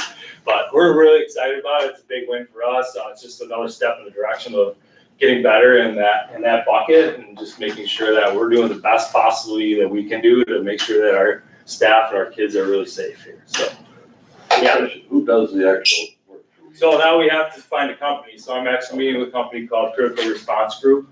They're out of New Jersey, but they have some Wisconsin ties here that will, a lot of our school districts around here actually have gone through them. So that's actually one of their maps. I'm meeting with him tomorrow actually at 2:00 to just kind of go over some brief stuff on, what they can do for us. Cost is obviously still there. Even with 35,000, we still want to be smart about who we're paying to do that, and just kind of working through Maria helping me with that, and then obviously Matt and just a couple other key players in that too, to make sure that we're doing the right thing, get the right things mapped. So super excited about that. It's also, they can also bring it right up on their cell phone, right? I mean, Yeah, whatever they want, and pops right so can administrators, they can have it right there, so. So having that Ease the access is huge. So one of the neat things that I've seen in the program is it's like an overlay system. So like you can overlay different things and just keep playing with it. So part of what we talk a lot about actually is special ed and our special ed kids, and the event we have something happening, that's typically where our emergency response teams are gonna go first. So they're able to put an overlay on that and be like, okay, hey, in so-and-so's room, this is kind of our high needs classrooms. They'll mark that on their maps and know exactly where that is in each and every building. So seconds matter. Things like this are huge. So super excited about that. I know those grants are tedious at best to write, so. It's like spring break. It was beautiful. Yeah. Congratulations on doing all that work to do that. Totally worth it though. I don't, the team has done a lot of work this year, and I'll go over a few things here shortly, but it's how can we keep getting better in these buckets? And this is one big step. This is a big step for us in terms of how we've been trying to collaborate more with the fire department, police department. That's one of our wins this year, is the amount of times they've been in our buildings. I don't know if I've ever seen them in our buildings as much as they have been this year. Just walking around, being part of conversations. The more you can get them in the building, the more we feel good about that. Part of what I did in FLC is I had Jay Clarity come in and just look at tornado stuff. Are we in the right spots? Should we be in the gym? Certain things like that, just being able to collaborate that. That's been a great relationship with them. And they just keep wanting to come back. I think they really want to be teachers, to be honest with you, but we all want to be firemen, but it's kind of fun when they get in the building though, because they're amazed at the size of the buildings. And now, with our new parts of our buildings over there, they have a lot of questions on that too and want to get in those spaces. So this will definitely get them in those spaces a little bit and just keep working with them. So, questions on it? Yeah, I guess maybe that's a good point to bring up. Anything that we, or whoever we select as a vendor, I'm assuming they'll help us scale it in the future. It's something that'll be easy to add on to. So a lot of those companies will, hang on to you for a couple of years in terms of updates and things like that. And there are some stipulations of how do you do upkeep and whether you want to keep doing that upkeep. Technology changes. So with technology, there's year to year, you're like, yeah, they have new features. Do we want to keep going with that? That grant does run out, obviously, but it's a great initial step to say, hey, this is where we're at. I mean, for us to have buildings and grounds and the Oriole complex over there, mapped out too is a really big deal in terms of getting people over there and seeing those spaces too. But camera-wise too, just having all those things marked is really important, and excited to move forward with it. So, Congratulations. but just a couple other wins. I just gonna keep going and try to not beat at them, but I'll keep going here. Just some of the things that we've done this year. I just want to recap. The team's been really amazing in terms of how much work we're in a lot of these buckets. A lot of us, we're all in these buckets, and sometimes it gets harder to be in certain spots. But the team has really come together once every month to try to just put some things aside and really focus on the safety of our staff and our community and our kids. That's been huge, and we wavered in and out with some team members, but we've stuck pretty strong on the people who are there and just really want to commit to what we're doing. And so far this year, we have established and maintained district safety team. We've created and designed a new crisis management plan that we went over in service. That's a consistent process that we're going to keep updating because that's just part of safety, is everything changes quickly. So we'll be updating that this summer to try to review a little bit of that as we open the year next year. Keeping that common language in our ERP posters over there in terms of what that is. We're really trying to incorporate moving forward with parents, making sure our parents know what that means. In the event that one of those happens on that poster, what as a parent should I be doing? So looking at getting those communications out this summer, just helping out with that space. We also did some in-service last year. We did an active live shooting drill over at the high school. That was one of the first that we've had in a long time here. It was pretty successful. Local PD involved. Went really well. Trying to look at next steps and what we might want to do to further do that. So that was a big win. Just keep we reviewed and established our rally points. We have Lemieux Park and Village Park in the event that something would happen, active threat or other. We have those locations and people are starting to be aware of where they are. The big one too this year has been when I talked about the reunification site. We were just there a couple weeks ago, end of April, again, talking to them, walking through it with a couple other members from the safety team, so they get a good look at it too, and that's been a good relationship. I'm super excited about that. It's an amazing place. We're really lucky to have something like that. Hope we never have to use it, but in the event that we would, we're really lucky. It couldn't be a better spot, so super excited about that. Then just working on scripts. So a lot of times when events happen, whether that's construction people actually getting buttons or fire alarms, we have to get messages out. How do we do that? Right? Emails, class tag and that. It takes a little time. So we want to cut that time. So we have some pre-made scripts in the event it's a power outage we may have. We're ready to go with that. Our secretaries or district office or principals can pull right from a spreadsheet, pull it, copy, paste, edit it, and send it out. So we want to be quicker with that messaging communication. So that would be a big one. And then just looking at, we did a little medical training too this year with our nurses. The event we have medical needs or emergencies, just keeping up to practice with that. We've had a lot of good reflection on that in terms of, calling 911 right from the place of the event, so we've had a lot of good conversations around that with practice, and also some live events that we've had this year too. So constantly learning in those spaces. Other big one, again, like I talked about, is just those walkthroughs with PD and then just collaborating with our fire department. And obviously, a digital grant is a big one. Just moving forward this summer, hoping to meet with some local law enforcement and then the county and state patrol to just talk about in the event something would happen, just making sure that we're all on the same page. Who's in charge, what those roles would look like. Just have learned a lot through other incidences through the state. Just want to make sure we're ready in the event that something happens. Everybody's on board and we should be good in North Fond du Lac. So.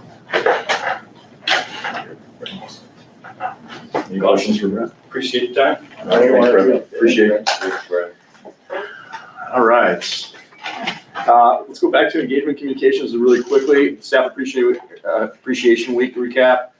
Every building had some capacity of like reaching and celebrating the many amazing people that we have within this district, all to their own unique way of making that happen.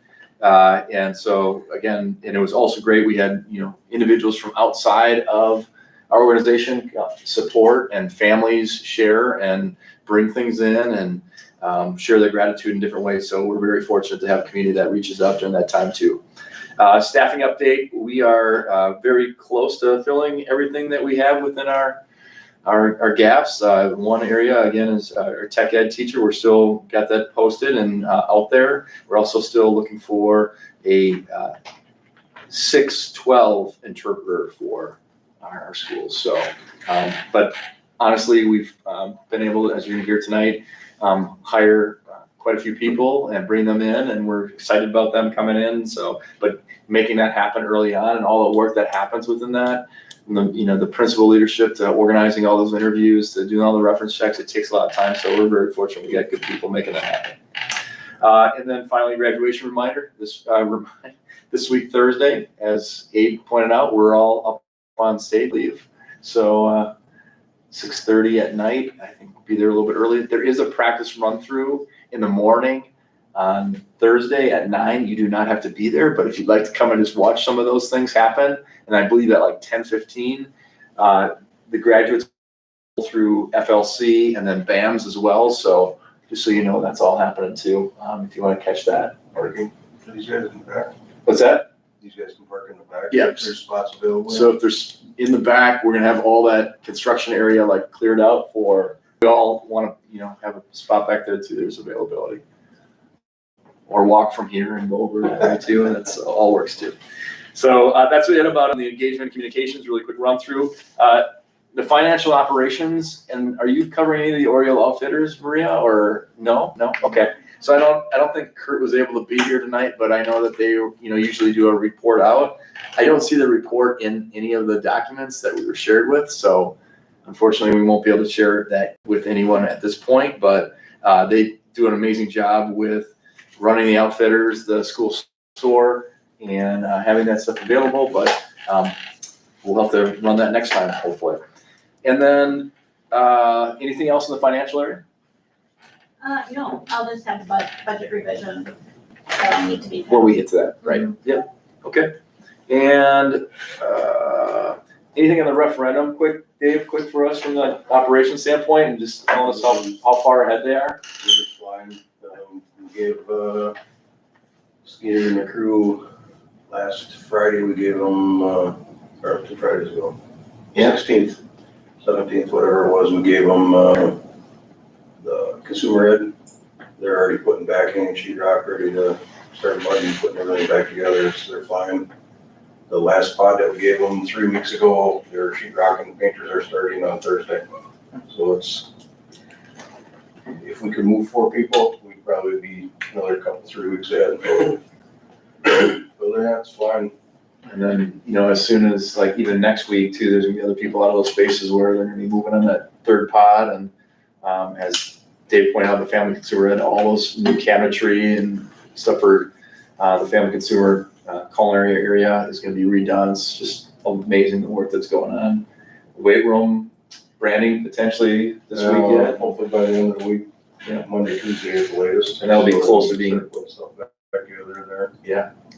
So. I don't know if you want to mention anything about OSHA or just drop it. Yeah, I think we're moving forward. We just had a report that, OSHA came through and was just checking for dust and asbestos and like sound, everything.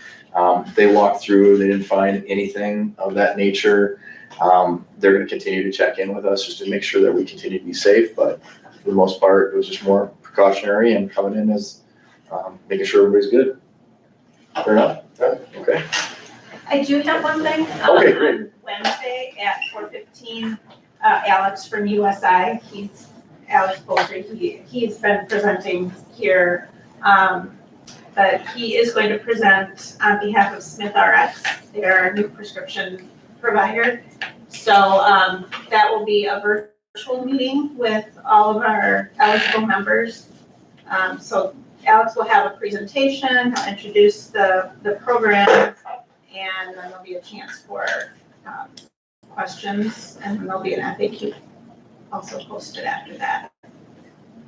And then that effective date is September 1st. So we just wanted to get it out before school ended. We just wanted to get that introductory meeting out. I have a quick thing for Dave. With the occupancy permit, can you explain that? Are we able to partially start to use some of these finished areas, or is that? Not quite yet. We're changing over our fire system, and they're gonna start that on June 3rd. We're hoping to turn it over to us that week, and the only thing we're really going for occupancy is the weight room. By then we'll be out of school. So I'm hoping to get the strength and conditioning in by the 10th of June. It might be back a few days, but we're doing our best. Okay. So you don't have to wait, can't use anything until the whole thing's done, we can start to. Right. We We could try for other areas, but that's the area we're really pushing on. Yeah. We're gonna pretty much shut the buildings down for the summer. So. Okay. A lot of main areas are getting worked on starting June 3rd. So you just don't want people in there, if they're skim coating the floor, obviously we don't want anybody walking on it. And it just pushes the timelines back then. Sure. The only other thing, future agenda items, Johnson Bus Transportation, we're working out some components with them as they're all gonna be on like the same elementary, middle, and high school are going out as one fleet versus two separate fleets, so they can all pick up and kids will get home the same time. So if your children are elementary students, your high school and your elementary are all coming home at the same time versus that gap time. Sometimes it's like 45 minutes between the two because of the ending. They're all entering very similar, so we're making that happen, which then creates safety components that we're working through, and we work through with the village, just getting some proper ways in and out of all the buildings in terms of pickups, so that we can be as safe as possible with that. And that's gonna be a little bit of a restructure in terms of what those routes are in a couple of the different buildings to make them as most efficient and safe for our families. That'll be coming to you. Food service contracts coming as well, and liability and insurance carriers, we get WIA membership, a lot of stuff in June here. And then academic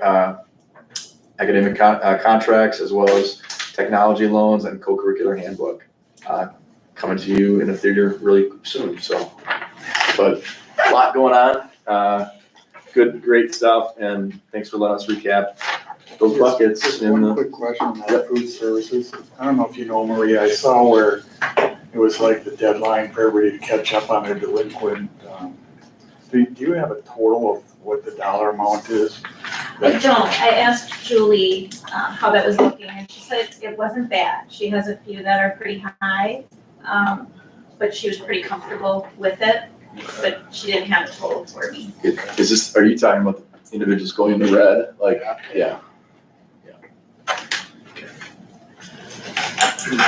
All right, awesome. Thank you for presenting, everyone. Our next item is new business, so we've got 7 items to discuss and consider. The first is consider approval of the 2024-2025 staff calendar. Yeah. So yeah, just really quickly, this is very similar to the calendar we had, but we had to do some fine tuning on this to make sure everything was good to go in terms of even August in service to the monthly PD that we have every single month there as well. So, yeah, just making sure we got the days where we needed them to be, and everything's really pretty much described there to make sure that we're right within, the contracted days for the year. So nothing too crazy unless you have any questions. No questions, then we'll just look for a motion to approve the 2024-2025 staff calendar that's in our packet. So moved. Second. Roll call. Matthew, Yes. Yes. Geckerman, Yes. Humphrey, Yes. Jaeger, yes.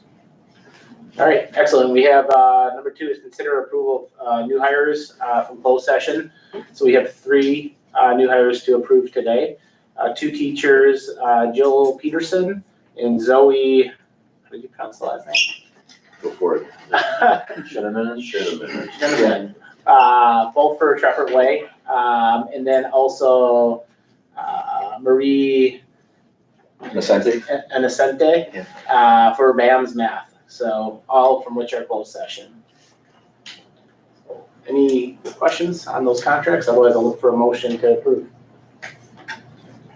So moved. Second. Then roll call. Matthew, Yes. Yes. Yes. Humphrey, Yes. Jaeger, yes. Excellent. Next item is consider approval of employee guide for 2024-2025. I don't know if you want to share anything. Yeah, other than just some updates that we made happen within it, we condensed it to all just one guide versus having 3 separate, but you all had a chance to look at that. We had a little conversation before. Just wonder if there's any other questions before moving forward. Any questions from the board?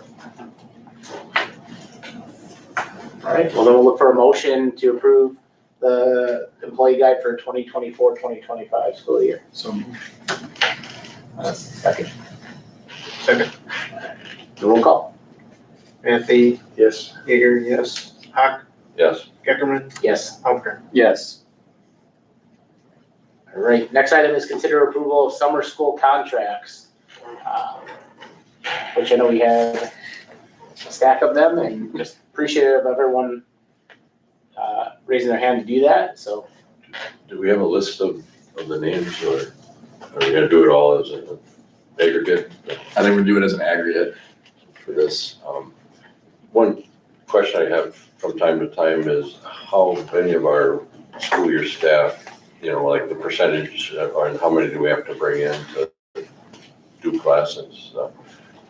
What that. That's a great balance might be. question. That's a great question to find out. And Brad, you do a little of that work. I mean, do you see a lot of people outside coming in, or is it mainly student staff, coming in from our We district? have 13 staff that are pretty much all from our district right now, whether in some capacity. A couple from ELC, a couple from Trefford doing kindergarten this year, and then 2 first grade teachers are doing first grade, a second grade teacher's doing second grade, and 1 first grade teacher's doing second grade. We have a 3rd grade teacher is doing 3rd grade, a 4th grade teacher doing 4th grade, a 5th grade doing 5th grade. So pretty consistent in our grade level. And at the high school, there's 2 teachers from high school level, so they're a math and a ELA teacher. And then the only other anomaly, I think, is that robotics group. Yeah, robotics, So- Mike Fedison And Josh is there, so as a teacher from within, and Fedison's the only one out. Yeah. Sure. They're doing 2 sessions this summer, so they're both. That's good. I'm just curious.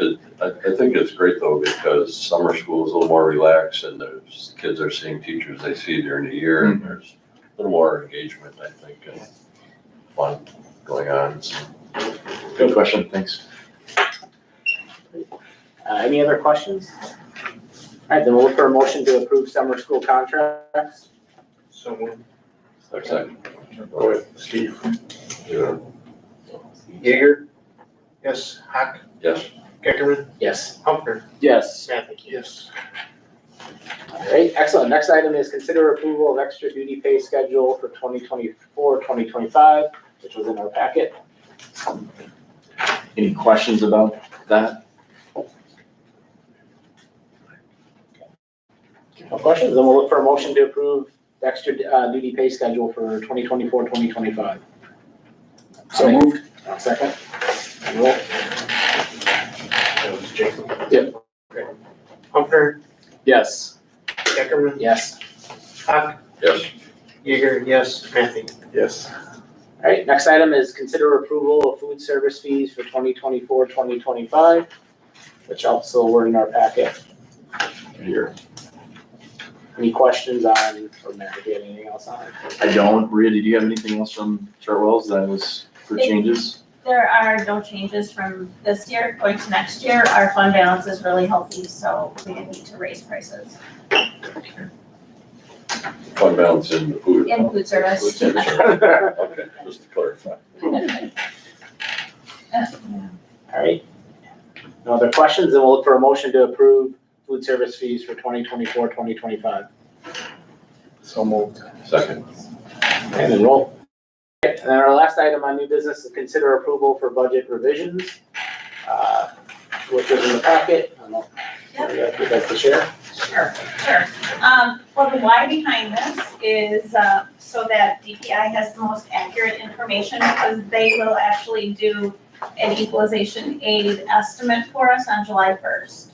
So it helps with budgeting then and then setting the tax levy later. And then in October, they will give us the actual equalization aid number, and that's after audit and everything. We've filed our annual reports and everything, but this now will give them a good idea of what our aid will be, and we're pretty close usually. So what I've given you, there's a lot of numbers on here. The first two columns, the audited columns, that's just for your reference for history. This will all get published as well in the next 10 days. But the last two columns are the projected 23-24. That's what was passed back in October. And then that last column, the revised, that's the revision that I would need approval on. I've given off to the side, I've just given you the reasons or the description, but the reasons behind why there might have been a larger revision in that cell. I won't go through all of them, but for the most part, in the revenues, it was interest earned. And in the expenditures, most of that revision is due to health insurance. Overall, it's, in October, we projected a deficit of 223,000. Now it's at 290,000. So not much of a change there. There's still more activity happening, obviously. We have the whole month of June. So things are, I mean, this will still change all the way through audit. But yeah, and just, I just want to give you just a little background. That general fund, so way over to the left, general fund bucket, that's our fund 10 that you hear us talking about. That's our general operating budget. The special project funds, that's where special ed is. Special ed and our donations. So they lump those together. DPI lumps them together. The next one, debt service, that's our non-referendum and our referendum debt. Capital projects, that's that capital project fund that we did our parking lot out of that. We did bleachers out of that.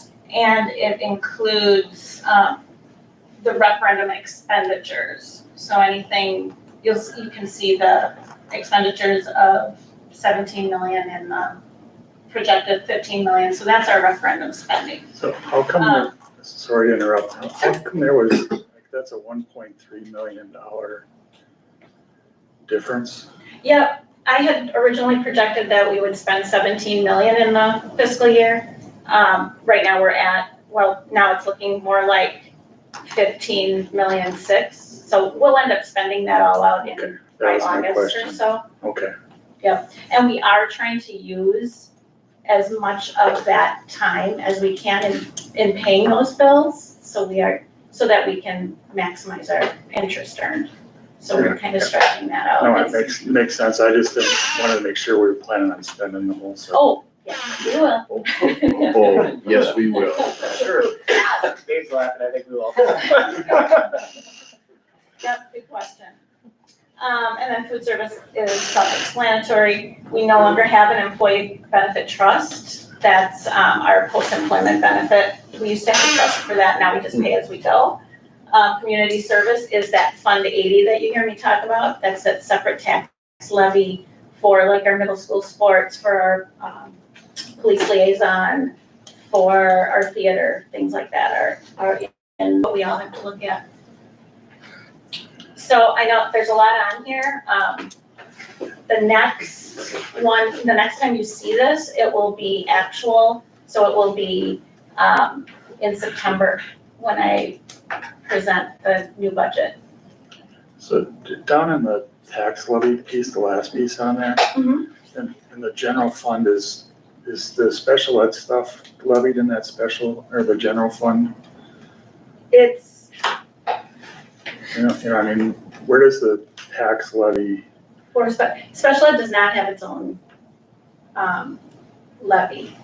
so, So it's the general fund, so the Fund 10, then referendum and non-referendum, and community service.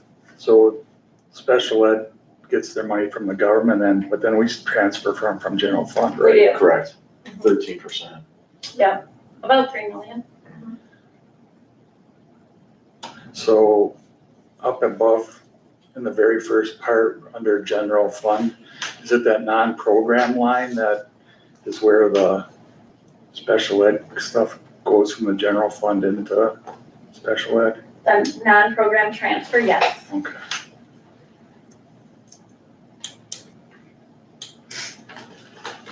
I thought it, but I just want to make sure I understood it. Good question. Yeah, so any other questions?